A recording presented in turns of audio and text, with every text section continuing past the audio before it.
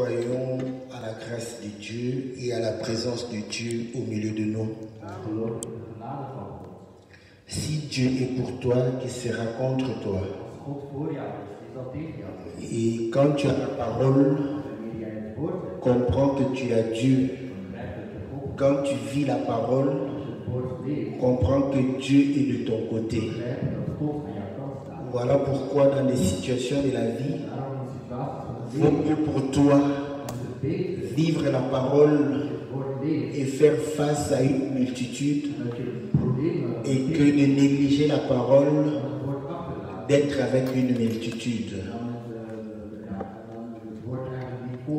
Car la multitude des hommes, ce n'est que du sable. Voilà pourquoi le Seigneur dit, celui qui bâtit sa maison sur du sable, quand le vent va venir, ces gens vont t'abandonner et tu vas t'écrouler. Mais bâtis ta foi en Dieu, et Dieu est la parole. Voilà pourquoi il faut vivre la parole. Dieu sera de ton côté. Dieu va te défendre comme il a défendu Pierre. Pierre dormait. Mais le Seigneur a dit, le diable t'a réclamé, mais j'ai prié pour toi. Parce que c'était quelqu'un qui a tout abandonné pour suivre le Seigneur. Nous disons et chantons que nous combattons dans la victoire. Mais cela voudrait dire, en réalité, nous ne combattons point. Celui qui a vaincu, c'est celui qui combat pour nous. Mais il faut être dans ce camp. Parce que si tu n'es pas dans le camp de l'Éternel, tu vas comprendre que le Seigneur ne va pas te défendre. Et il ne va pas combattre pour toi. Donc pour que nous puissions bénéficier de ces choses, nous devons être réellement dans le camp du Seigneur. Mais la Bible dit, celui qui a l'esprit de Christ lui appartient. Mais comment comprendre qu'on a l'esprit de Christ? C'est lorsque nous faisons les mêmes choses que le Seigneur. Voilà pourquoi même les enfants, quand on leur donne le nom, et lorsqu'on voit qu'ils font la même chose, on se dit, ah, en tout cas, c'est véritablement lui. Vous voyez? Donc c'est par la manière de réagir, de se comporter, la manière de vivre, que nous témoignons que nous avons l'esprit de Christ. Donc si nous avons l'esprit de Christ, nous allons accomplir la parole. La parole est le tout. Car la Bible dit, rien de ce qui existe n'a existé sans la parole. Donc comprends que les voitures, les maisons, le travail, tout a été par la parole. Donc si tu veux posséder ces choses, possède la parole, tout le reste te sera accordé, parce que le Seigneur te donnera la force et l'intelligence de pouvoir acquérir toutes ces choses. Nous lisons dans le livre des Cantiques au chapitre 8, au verset 11, nous lisons dans le nom de notre Seigneur Jésus. Salomon avait une vigne à Baal-Hamon. Il remit la vigne à des gardiens, chacun apportait pour son fruit 1000 cycles d'argent.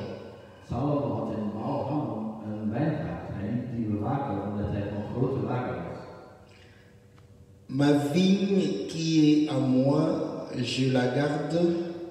À toi, Salomon, les 1000 cycles, et 200 à ceux qui gardent le fruit. Mijn wijngaard is voor mijzelf alleen. Al uw overvloed laat ik aan u. Habitante des jardins, des amis prêtent l'oreille à ta voix, daigne me la faire entendre. Mijn allerliefste, die in een lusthof woont, laat mij stem horen. Mijn vrienden luisteren mee. Fuis, mon bien-aimé, sois semblable à la gazelle ou au faon des biches sur les montagnes des aromates. Mijn liefste, kom snel naar mij toe. Doe als de gazelle of als de jong hert de bergen op heerlijk struikgewas. Que le Seigneur bénisse la lecture de sa parole et la prière que nous faisons et que le Seigneur puisse nous accorder véritablement l'explication de ces choses. Nous continuons notre marche. Et la Bible dit, Salomon avait une vigne à Baal-Hamon. Et il remit la vigne à des gardiens. Et chacun apportait pour son fruit 1000 cycles d'argent.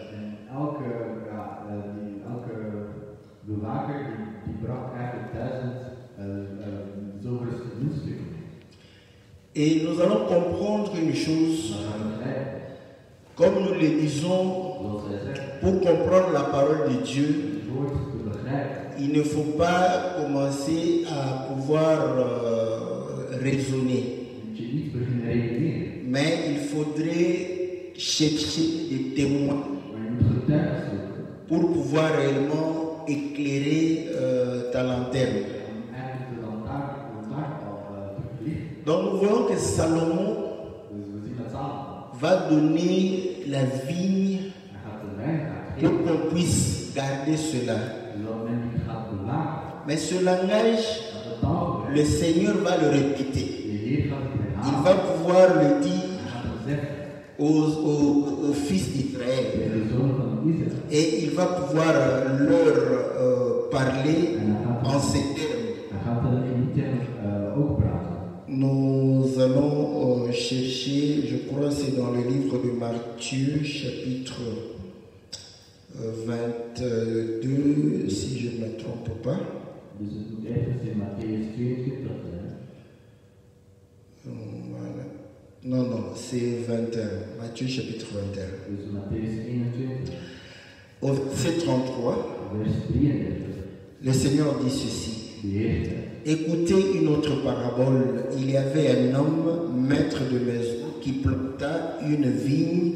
Il l'entoura d'une haie, il creusa un pressoir et bâtit une tour, puis il la ferma à des vignerons et quitta le pays. Luister eens naar deze gelijkenis. Een landeigenaar legde een wijngaard aan. Hij zette er een muur omheen, maakte een bak voor het beste van de druiven en bouwde een uitkijktoren. Daarna verhuurde hij de wijngaard aan enkele boeren en vertrok naar het buitenland. Donc nous voyons que l'homme a planté et il va laisser aux vignerons pour qu'ils prennent soin de cela.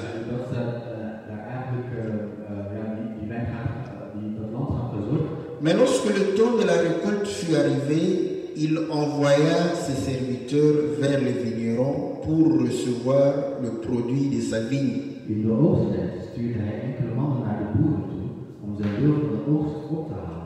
Mais les vignerons s'étant saisis de ses serviteurs, battirent l'un, tuèrent l'autre et lapidèrent le troisième.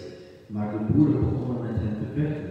De ene ranselde ze af, een andere sloegen ze dood en een andere gooiden ze met stenen dood. Nous allons comprendre que les seigneurs parlent en paraboles. Or, les paraboles, ce sont des symboles. Donc, nous devons comprendre chaque symbole. L'homme qui plante la vigne, Ésaïe répond.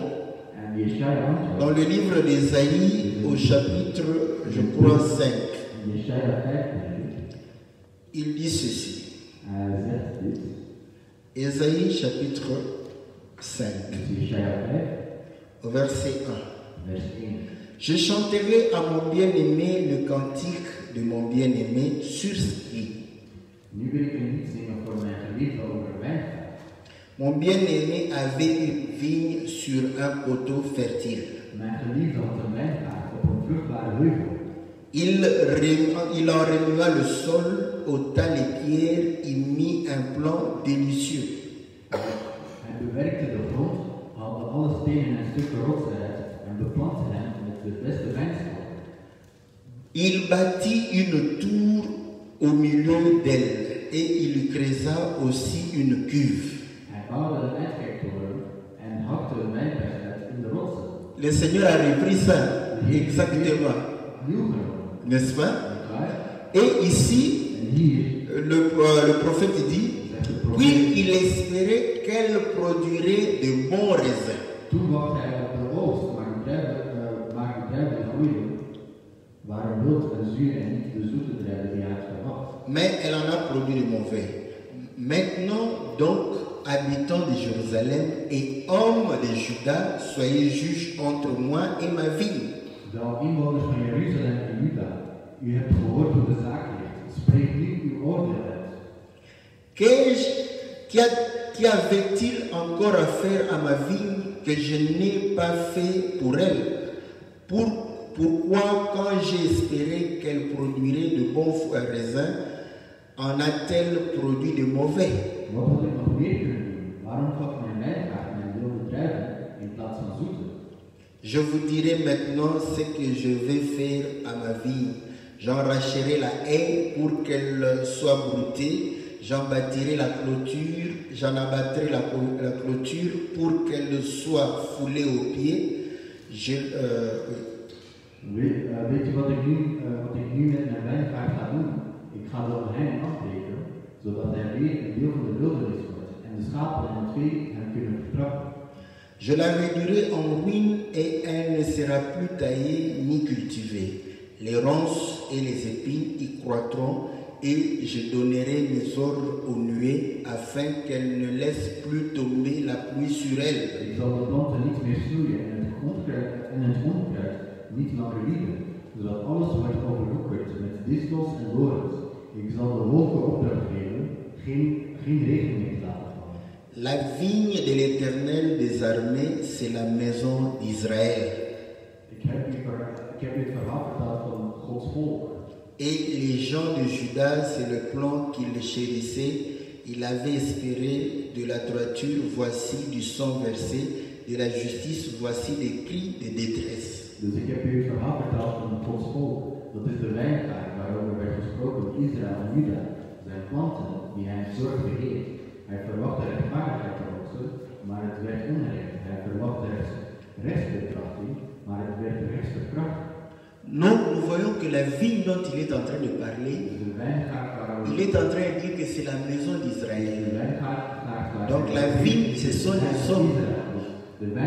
Or, Israël était en Égypte. Donc pour que le Seigneur prenne Israël et le mette à Canaan, vous allez voir que le Seigneur va remuer la terre. Quand on laboure, c'est pour enlever ce qui était sur la terre et mettre ce que tu vas planter. Voilà pourquoi le Seigneur va chasser les Héviens, les Essiens, les Gibeziens, tous ceux qui étaient à Canaan. Parce que c'était en réalité la mauvaise herbe, des ronces et des épines. Voilà pourquoi, au commencement, quand Adam s'aimait, la terre lui produisait la semence qui a été sémée.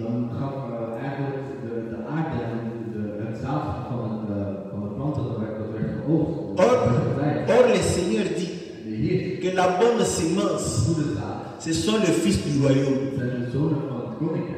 Et la Bible dit, lorsque la terre produit ce pourquoi elle a été cultivée, elle participe à la bénédiction, n'est-ce pas, de Dieu. Donc nous comprenons que quand l'homme a péché, c'est là où la terre devrait commencer à produire les ronces et les épines.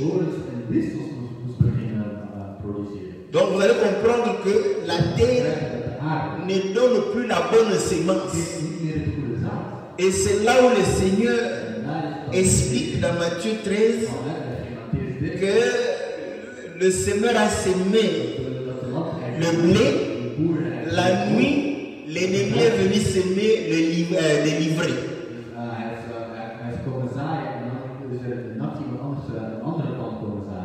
Donc nous comprenons maintenant, dans le champ de Dieu, ce que Dieu fait, il enlève, n'est-ce pas, la mauvaise herbe et jette ça dehors.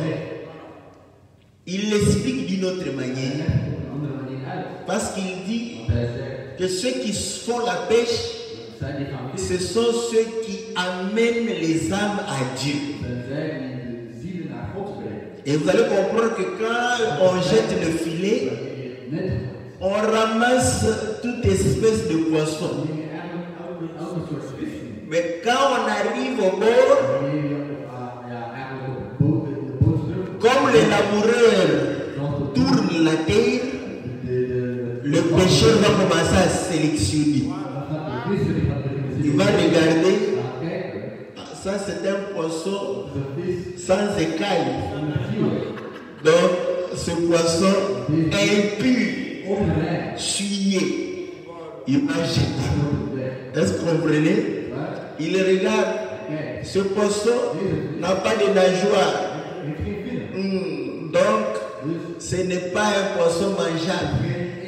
Il va jeter. Est-ce que vous comprenez? Donc Dieu va sélectionner. Et c'est comme ça que la Bible démontre que le Seigneur a planté une vie. Et il espérait le fruit. C'est pourquoi dans Matthieu, quand il va envoyer, vous allez voir qu'il va envoyer 3, n'est-ce pas? Parce que la Bible dit, ils se saisirent de l'un, le frappèrent, l'autre, ils vont le lapider et l'un vont tuer. Matthieu chapitre 22. Voilà, on dit, les vignerons, verset 35, s'étant saisis de ses serviteurs, battirent l'un, tuèrent l'autre et lapidèrent le troisième. Vous voyez? 21, 35. Dus Matthäus 21, vers 35. Maar de boeren begonnen met hem te vechten. De ene ranselde zij af, een andere sloegen zij dood en weer een ander gooide zij met stenen dood. Or, nous avons vu que la vigne, c'était la maison d'Israël. Voilà pourquoi le chiffre 3, c'est le chiffre d'Israël. N'est-ce pas? Quand Moïse est allé, il a dit, nous allons marcher 3 jours. Après, nous allons célébrer le Seigneur. Quand le Seigneur est venu, Hérode voulait le tuer. Il dit, non, dites à Hérode, je travaille aujourd'hui, parce que je suis en Israël. Je travaille aujourd'hui, demain, et le lendemain, je vais finir.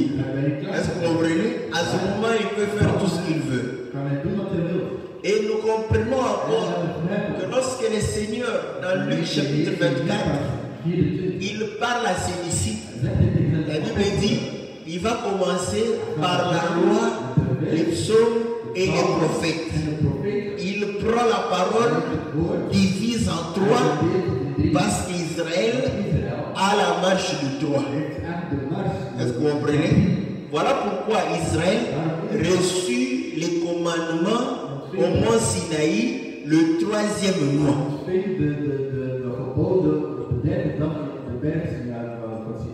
Dieu ne fait rien au hasard. Parce qu'il sait qu'il a 6 jours pour travailler, n'est-ce pas?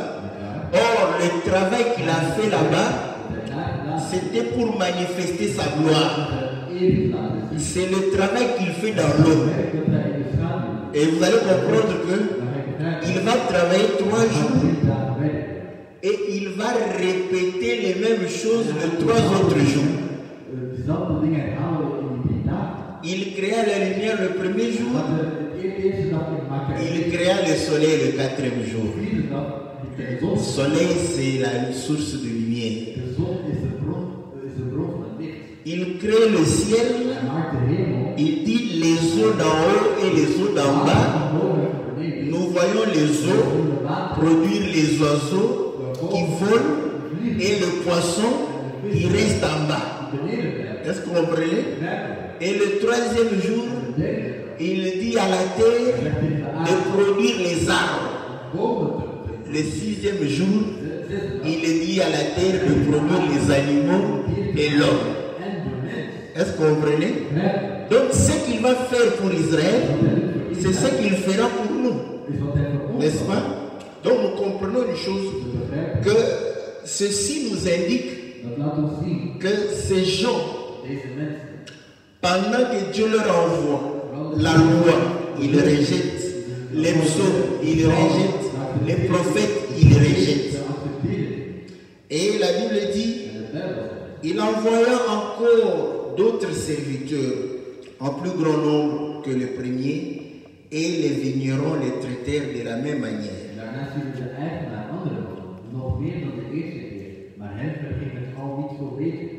Enfin, il envoya vers eux son fils en disant, ils auront du respect pour mon fils.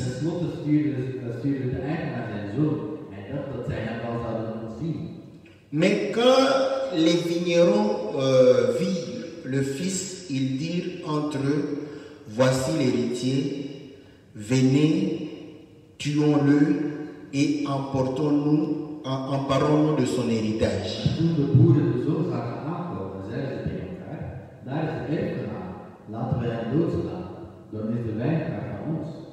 Voilà pourquoi ils tuèrent le Seigneur Jésus. Et ils se saisirent de lui, le jetèrent hors de la vigne. Le Seigneur a été pris. On l'a amené hors de Jérusalem pour pouvoir le crucifier.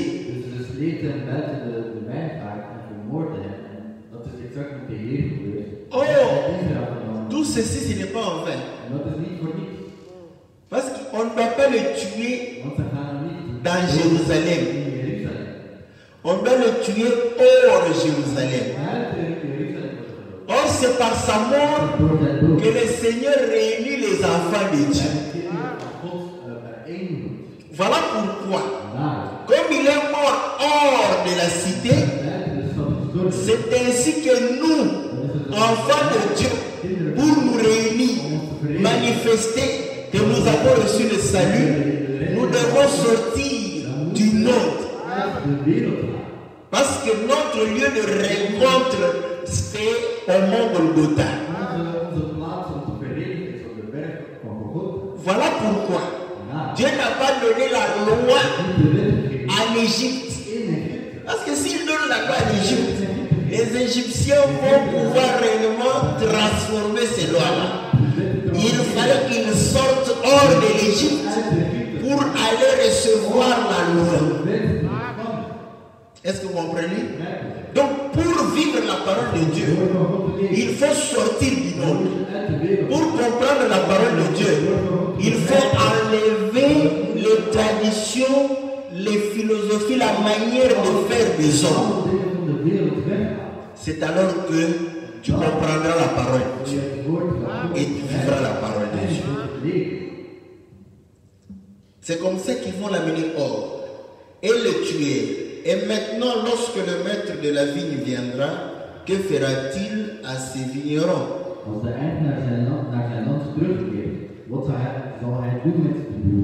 Ils lui répondirent, il fera périr misérablement ces misérables.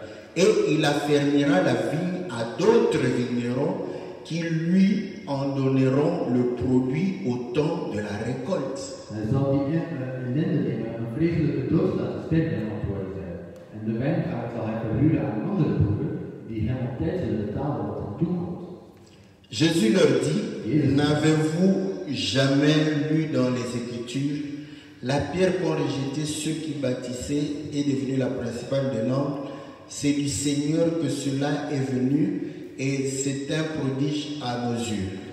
Jezus zei, hebt u toch wel eens in de psalm gelezen?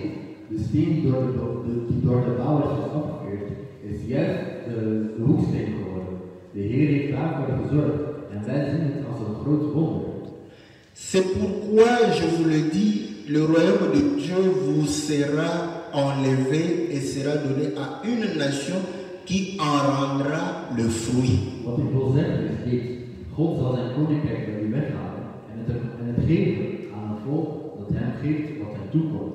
Donc vous allez comprendre que la vie était pour la maison d'Israël, mais ils ont rejeté, ils ont refusé. Vous savez comment ils ont rejeté? Vous savez qu'Israël était les disciples de Moïse. Là, rien n'est nouveau sur la terre. Quand vous parlez de la terre, vous parlez de bénédictions, que vos champs vont produire, vos bêtes vont donner, vous serrez la tête et non la queue, les gens vont vous suivre. Mais quand vous parlez du royaume, ils vont rejeter, comme Israël a rejeté le Seigneur qui a parlé du royaume. Parce que l'homme veut rester sur la terre. Un homme qui veut rester sur la terre, il attend qu'on lui parle du mariage, des enfants, qu'on lui parle des maisons, qu'on lui parle de séjour, qu'on lui parle des choses concernant la terre. Mais quand vous lui parlez du royaume, il rejette. Or le Seigneur dit, premièrement le royaume. Dans l'évangile, nous plaçons premièrement le royaume. Obéis à la parole. C'est alors que nous allons te dire que Dieu va te bénir richement. Mais tu n'obéis pas à la parole. Tu veux qu'on t'encourage dans le mal. Quand tu pêches, Dieu te maudit. Mais la malédiction de Dieu est bizarre. Il peut te maudire comme ça en te donnant encore beaucoup d'argent pour aller pêcher. Est-ce qu'on vrai? Pendant que toi tu crois que Dieu bénit, c'est comme Judas. Judas croyait qu'il était béni. Judas aimait l'argent. Jésus l'a béni avec la caisse. Il prend la caisse, il lui donne. Il est béni encore. Il ne contrôle pas la caisse. Donc l'homme était comme Joseph dans la maison de Potiphar. Potiphar ne demandait pas le compte. Comme Jésus aussi ne demandait pas de compte à Judas. Mais pour Joseph, c'était pour son salut.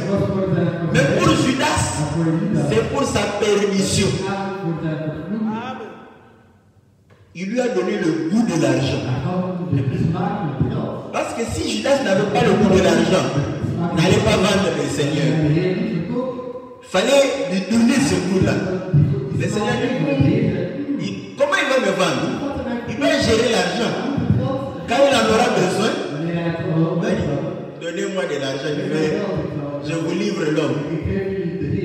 Mais je crois que avant qu'il ne livre, si les disciples étaient comme les Africains, ça allait dire, ah, Judas vraiment, c'est lui qui est béni, c'est lui qui a la caisse.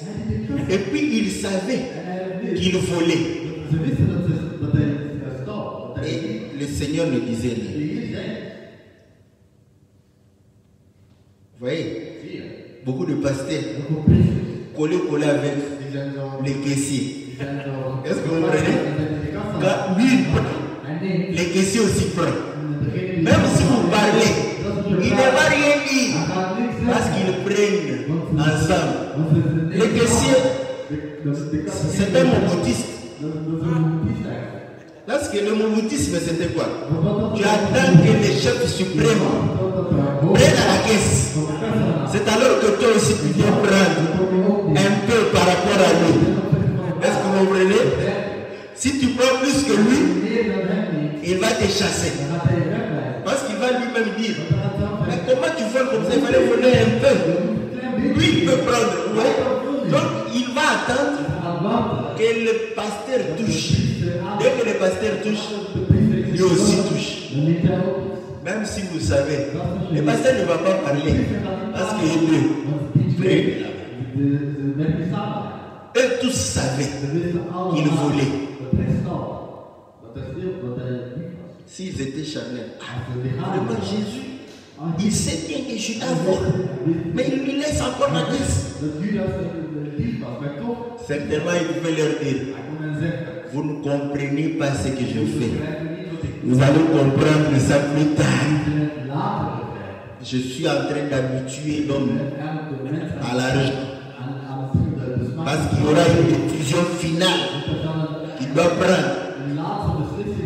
C'est de pouvoir réellement vendre le Fils de l'homme. Est-ce que vous comprenez? Donc le Seigneur va pouvoir réellement prendre la vie, l'héritage donné à une autre nation. Et c'est là où nous voyons que la Soulamite n'est pas, n'est-ce pas, Israël, c'est une étrangère. Est-ce que vous comprenez? Elle a reçu, n'est-ce pas, la vie. Maintenant, or, cette vigne-là, que nous sommes, parce que dans le livre de Jean chapitre 15, je crois, le Seigneur dit ceci. Voilà, Jean chapitre 15, au verset 1. Je suis le vrai cep. Et mon père est le vigneron. Tout sarment qui est en moi et qui ne porte pas de fruits, il le retranche. Et tout sarment qui porte du fruit, il l'amende afin qu'il porte encore plus de fruits.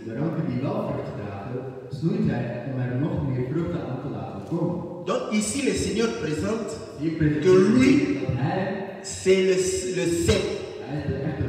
Or le cep, c'est la tige de la vigne. Et nous sommes les sarments. Et 1 Corinthiens chapitre 12, verset 12, démontre que nous sommes plusieurs, mais nous formons un seul corps, une seule plante, qui est la vigne. Donc nous comprenons que nous sommes la vigne, n'est-ce pas? Et maintenant, vous allez voir que Salomon donne sa vigne à des gardiens. Pierre, Simon, même tu, n'est-ce pas? Ah Seigneur, je t'aime. Toi, les je t'aime sur parole, ça sort facilement. Vous voyez, même le Seigneur était conscient. Il pose Pierre pour dire je t'aime. Déjà Pierre, il dit facilement je t'aime. Un païen, c'est ici. Je t'aime. Un païen qui l'aime, il ne peut pas t'aimer. Le Seigneur dit, Simon, même tu. Simon répond encore. Là, il prend un peu de doute. Seigneur, je t'aime. Troisième fois, Simon dit non, mais Seigneur, je t'aime vraiment. Bon, je vais te confier mes brebis. Or, ce sont ces mêmes brebis, n'est-ce pas, qui forment la maison, n'est-ce pas? Ouais. C'est comme l'évangile est comme ça. C'est normal, nous pouvons parler des bêtes comme des plantes. Demandez à Joseph, Pharaon, il voit des plantes, des épis maigres bouffer les épis, des épis brûlés bouffer les épis gras. Les épis, ce sont les brûlés pour bouffer les épis gras.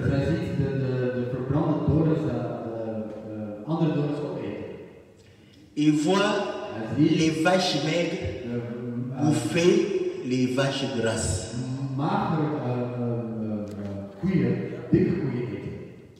Et Joseph dit, tu as vu un même songe. C'est-à-dire, tu as vu des arbres et tu as vu des animaux. Mais c'est la même chose. N'est-ce pas? Donc, nous aussi, comme Joseph, on peut se dire, prends ma vie, garde ma vie, paie mes brebis.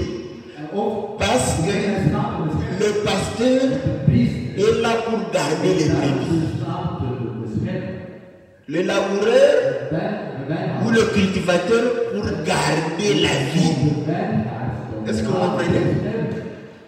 Donc nous comprenons que le Seigneur va donner à Pierre le devoir de garder sa vie.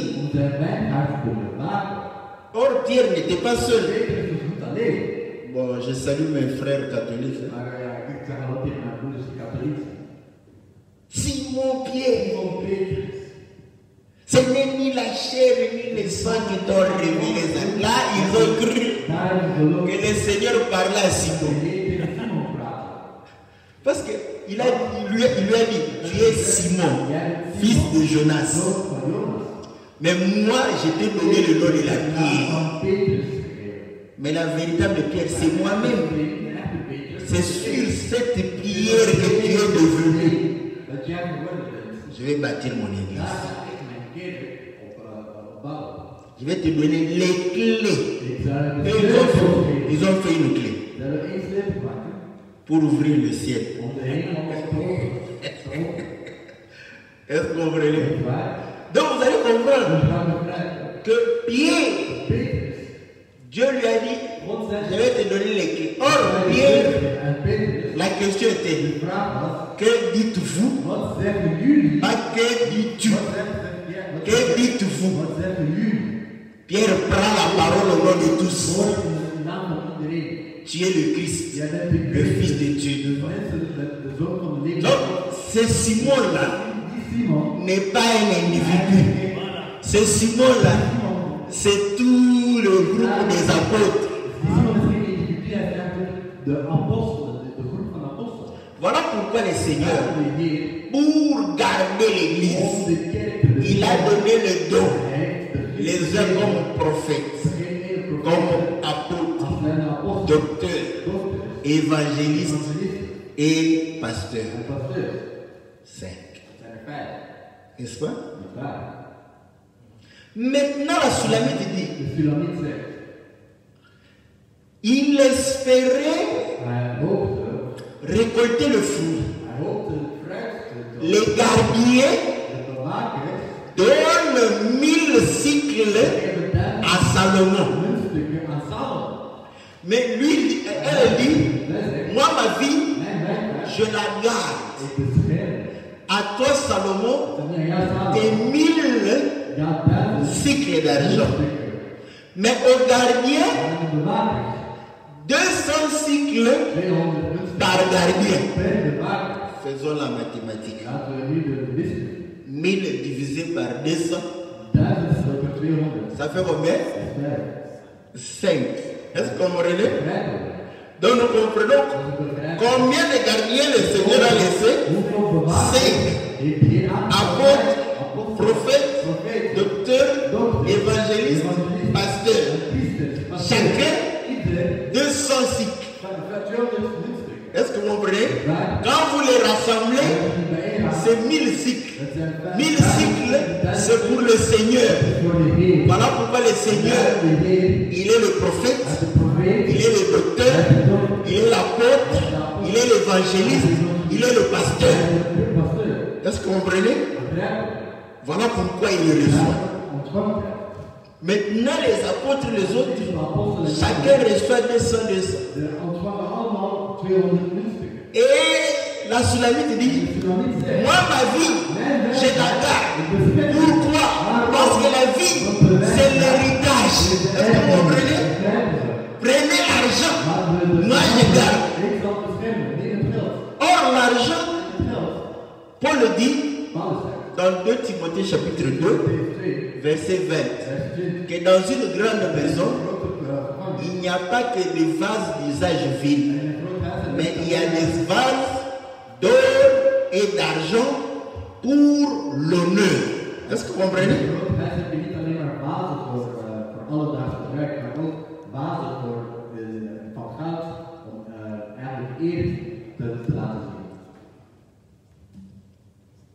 Les étudiants m'ont fait rire. Ils ont dit, pasteur, tu sais que chez nous, l'aîné, c'est celui qui a de l'argent dans sa poche. Donc dans la famille, ils savent que quand il y a un aîné, s'il n'a pas l'argent, même si le cadet n'est pas plus âgé, mais s'il a l'argent, c'est lui qui va décider, c'est lui qui va parler, c'est lui qui est écouté, c'est lui qui est honoré. La nature elle-même ne vous enseigne-t-elle pas? Est-ce que vous comprenez? Vous allez comprendre que ceux qui ont l'argent, ce sont ceux qui sont honorés. Jacques le dit. Il dit, quand quelqu'un vient bien habillé, avec un anneau d'or, vous lui donnez une bonne place. Parce qu'il est riche, parce qu'il a l'argent. Quand quelqu'un est mal vêtu, un pauvre, vous lui dites, mets-toi par terre. Est-ce que vous comprenez? C'est-à-dire, l'argent permet d'être honoré. Est-ce que vous comprenez? À Salomon, les 1000, parce que les 1000, c'est toute la gloire. Est-ce que vous comprenez? À Salomon, toute la gloire. Voilà pourquoi à Dieu, on donne toute la gloire. Mais la parole qui nous est donnée, nous la gardons parce que c'est notre héritage. Est-ce que vous comprenez? Nous gardons. C'est ça l'évangile. Pour voir que quand nous servons le Seigneur, ce n'est pas pour la gloire. La gloire est à Dieu. Est-ce que vous comprenez? Elle dit, voilà les hommes que tu as placés pour m'enseigner. Je leur donne la gloire. Mais pas la gloire que je te donne. Voilà pourquoi ils ont 200. Est-ce que vous comprenez? Parce qu'on a dit honorer, n'est-ce pas? Honorer ceux qui vous enseignent. Mais l'honneur que nous leur donnons, c'est quand eux aussi honorent Dieu. Parce que l'honneur et la gloire revient à Dieu. Si nous voyons Dieu en nous, nous l'honorons. Si nous ne voyons pas Dieu en lui, nous n'allons pas t'honorer. C'est clair et net. Est-ce que vous comprenez? Mais vous allez voir que cet argent, c'est le résultat du fruit. Est-ce que vous comprenez? Or, le Seigneur dit, on reconnaît l'arbre par son fruit.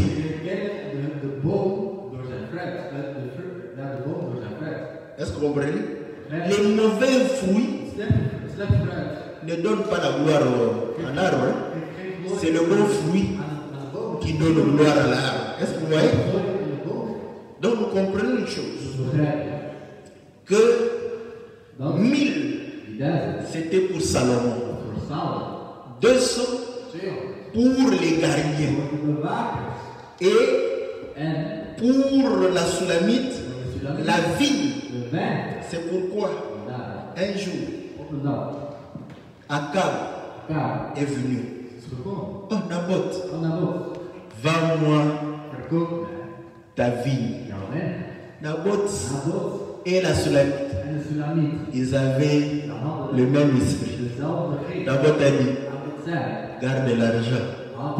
Mais la vie, l'héritage de mes pères, je ne peux pas avoir la gloire. Tu es roi.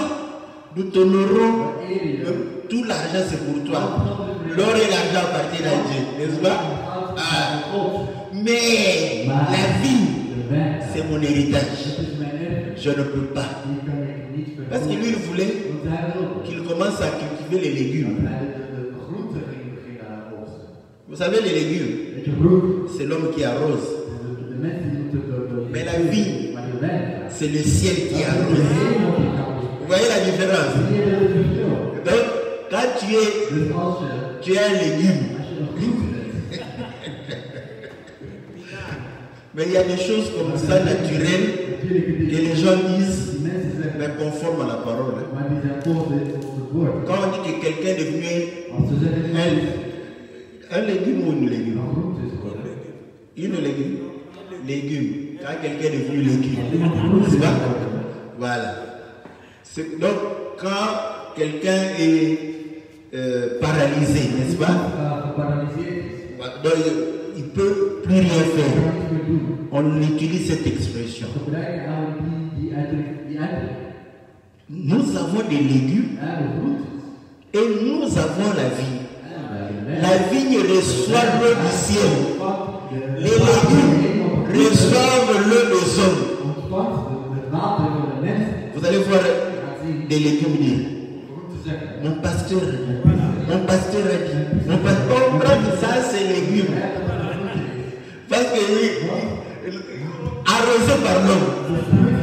Mais la vie, il dira, Dieu a dit, est-ce que vous comprenez? Parce qu'il reçoit l'eau du ciel. Est-ce que vous comprenez?